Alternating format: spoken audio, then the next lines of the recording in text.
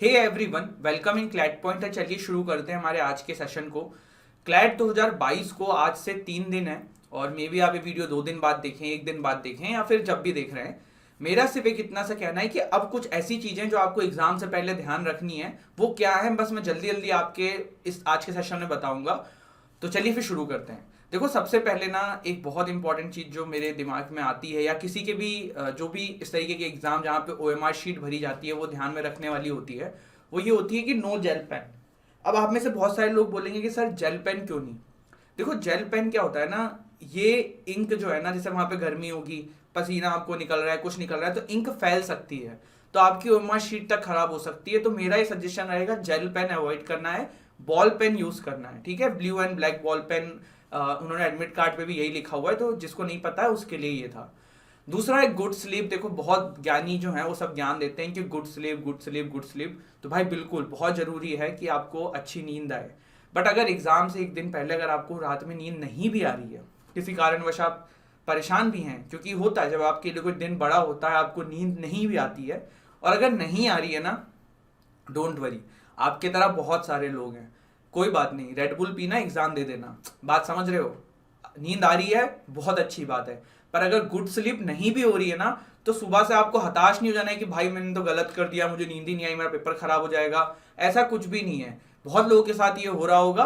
और good sleep का basically मतलब ये कि अगर नींद नहीं आ रही है तो ठीक है, अब उस दिन जिसको आ गई बहुत अच्छी बात है, जिसको नहीं आ रही है भैया अब आपको भी कुछ करना है ना, तो आप रेड बुल पीना, अपना आराम से देना, और उसमें कोई हताश होने की बात नहीं है। बड़े बड़े दिन बहुत लोगों को नींद नहीं आती है और ये एक बहुत ही नॉर्मल प्रोसेस है। इसके अलावा फिर admit card, ID, sanitiser, mask, ये सब रखना कंपलसरी है, तो ये जरूर रख लीजिएगा, इसके बिना जाइएगा नहीं। अब एक और चीज होती है, एग्जाम से 1-2 दिन पहले आप बड़े एंजाइटी फील करते हैं, डरते हैं, तो एक चीज हमेशा ध्यान रखना, सिर्फ आप नहीं डर रहे हो, जितने लोग एग्जाम दे रहे हैं ना सब डर रहे हैं। और वही पेशेंस का खेल है कि भैया अपने ऊपर कैसे काबू रखना है, किस तरीके से अपने डर को कंट्रोल करना है, किस तरीके से फिर आगे बढ़ना है। तो ये कुछ चीजें हैं बेसिक जो आपको ध्यान रखनी है। इसके अलावा फिर देखो क्या है, इसके बाद देखो फिर है कि अब स्ट्रेटजीज मत देखो। देखो, मैं यहाँ पे नाम नहीं लूंगा किसी का, लेकिन मैं 2-3 टेलीग्राम ऐसे देखता हूँ जो काफी सारे क्लैट के स्टूडेंट्स के द्वारा फॉलो किए जाते हैं। वहां पे क्या होता है ना कि भैया फला टॉपर की वीडियो डाल दी, फला टॉपर की ऑडियो लगा दी, कोई एनएलएसआईयू का बच्चा है उसकी यहाँ पे स्ट्रेटेजी के सेशन करा दिए, मॉक कैसे अटेम्प्ट करना है, ये क्या करना है, वो क्या करना है। अब हो गया भाई, अब 4-5 दिन बचे हैं, अब ये सब फॉलो करके कुछ नहीं होगा। तो अब किसी की स्ट्रेटेजी देखना बंद कर दो। और स्ट्रेटेजी के तो मैं हमेशा अगेंस्ट में हूँ। पूछो क्यों? क्योंकि हर इंसान अलग है भाई, कोई मैथ्स में अच्छा होता है, कोई इंग्लिश में अच्छा होता है, कोई करंट अफेयर में अच्छा होता है। तो जो वो बंदा अपनी स्ट्रेटेजी बता रहा है वो उसके लिए बेटर है, आपके लिए नहीं है। कोई रैंक 2 है, रैंक 1 है, वो अपनी स्ट्रेटेजी बता रहा है, भाई वो उनके लिए बेटर है, आपके लिए बेटर नहीं है। तो कहने का मतलब ये ना कि थोड़ा बहुत ज्ञान आपने जो ले लिया था पहले तक बहुत है, अब किसी का ज्ञान मत लो। अब जितना आपको आता है उस पर ट्रस्ट करो, और जो आपने प्रोसेस फॉलो करी है उस पर बिलीव करो। कल को आप टॉपर बन जाओगे ना, आप भी ऐसे ज्ञान दोगे, फिर तीसरा सोचेगा कि यार देखो इनकी बात सही है, पर आपको भी पता है कि ये ज्ञान आपके लिए वर्क किया था लेकिन किसी और के लिए करेगा तो यही चीज होता है। टॉपर्स जो होते हैं ना भाई, अभी जो भी सेलेक्ट हो चुके होते हैं, उन्होंने वो उनके समय में किया है, और वो उनका अपना पर्सपेक्टिव था, वो एक अलग इंडिविजुअल थे, उनके अलग सब्जेक्ट में स्ट्रेंथ थी, वो आप पे इंप्लीमेंट नहीं होगा। तो पहले तो ऐसे टेलीग्राम चैनल्स को म्यूट कर दो जहां पे इतनी बकवास आ रही है। दूसरा क्या है, डोंट ट्राई एनीथिंग डिफरेंट। ये मैं क्यों बोल रहा हूं? मैं ये इसलिए बोल रहा हूं कि ये जो स्ट्रेटेजीज हैं या फिर कुछ ऐसे देख के ना आपके मन में आता है कि चलो ये नहीं ये करते हैं। आप इतने दिन से प्रिपरेशन कर रहे हो, आप प्रिपरेशन के दौरान आपने हर मॉक के अंदर पहले करंट अफेयर्स का उठाया था सेक्शन, अब पता पड़ रहा है क्लैट वाले दिन आप जाके इंग्लिश उठा लो, ये मत करना।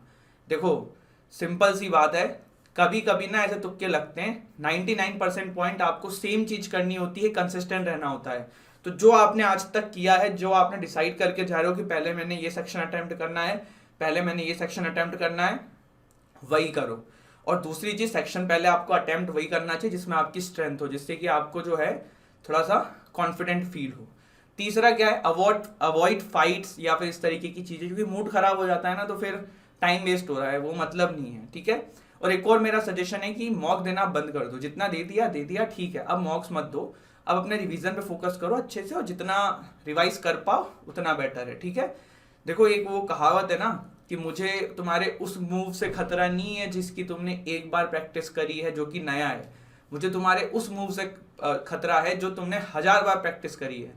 तो ये कहने का मतलब ये कि जिस चीज को आपने रिवाइज इतनी समय से किया है, जो आपने स्ट्रेटेजी फॉलो करी है, जो आपने प्रोसेस फॉलो करी है, उस पर स्टिक करिए, ना कि किसी और तीसरे बंदे की बात सुनिए।